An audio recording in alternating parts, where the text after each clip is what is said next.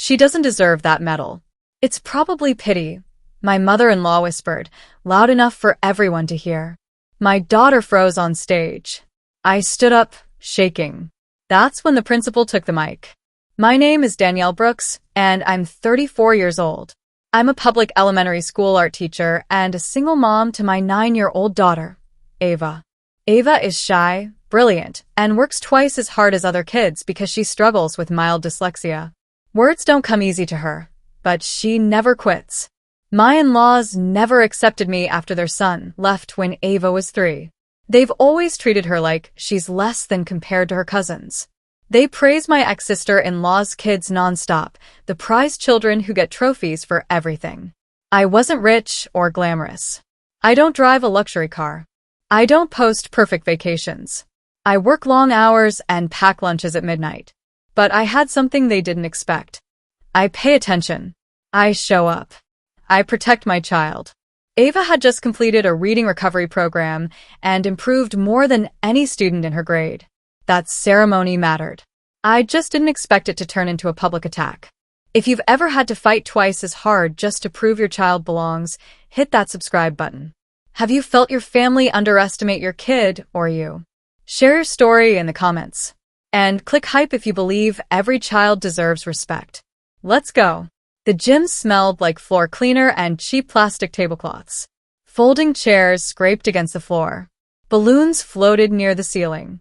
Parents held up phones, smiling. When Ava's name was called for Most Improved Reader, I felt my chest swell. She walked carefully to the stage, hands shaking but proud. The medal went around her neck. Applause filled the room. Then my mother-in-law's voice cut through it. Well, when standards are low, everyone wins something. My father-in-law chuckled. My sister-in-law leaned toward them and muttered, her cousins get real awards. A few parents turned. I felt the air shift. Ava heard it. I saw it in her eyes. Her smile faded. She stared at the medal like it had betrayed her. I walked over and whispered, please stop. My mother-in-law crossed her arms. I'm just being honest. When Ava sat down, her grandmother refused to clap. Then, as if that wasn't enough, she stood up and said loudly, don't worry, sweetheart. Maybe next year you'll win something that actually matters. The gym went silent. The only sound was a chair creaking somewhere behind me. Ava's eyes filled with tears. That's when the principal stepped forward and said, excuse me, I think something needs to be clarified. Every head turned. After the ceremony, in the hallway, my mother-in-law pulled me aside. We just don't want her getting false confidence, she said. You're raising her soft. Ava stood a few feet away. She heard every word. That night at dinner, it got worse. The cousins bragged about soccer trophies and math competitions. My sister-in-law smiled proudly. Reading improvement isn't really competitive, she said. My mother-in-law added, some kids are naturally gifted. Others just try hard. The message was clear. Ava wasn't smart. She was helped along. I felt something crack inside me. A week later, they planned a summer trip to a science camp resort. My mother-in-law said, we thought Ava might feel out of place. It's a high-achieving environment. They didn't invite her, not even as an afterthought. That's when I understood. This wasn't careless. It was deliberate. They wanted her to feel small. Instead of exploding, I got quiet. I started watching. I noticed how they mocked other kids too. I wrote down dates. I saved texts. I kept screenshots. I stopped reacting with tears. I reacted with memory. One night, Ava crawled into my bed and asked softly, Mom, am I dumb? I swallowed hard and said, no, baby, you're brave. That was the moment I decided something had to change. What they didn't know was that I had already spoken privately with the principal weeks earlier.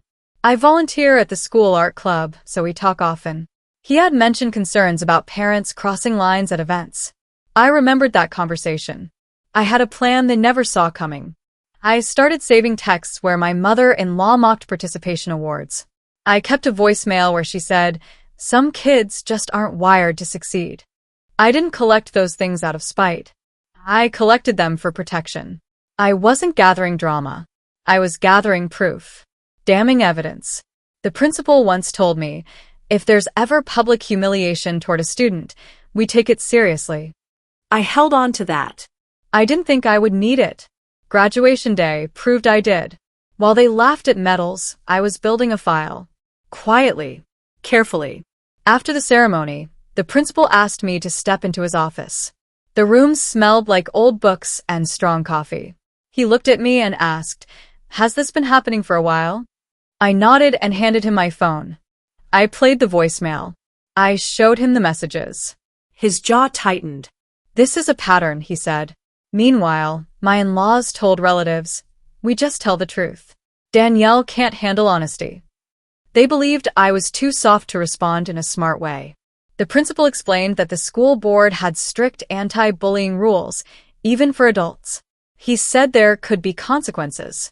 My in-laws are major PTA donors. They assume money fixes everything. When the school announced a formal review meeting about conduct at graduation, my mother-in-law laughed.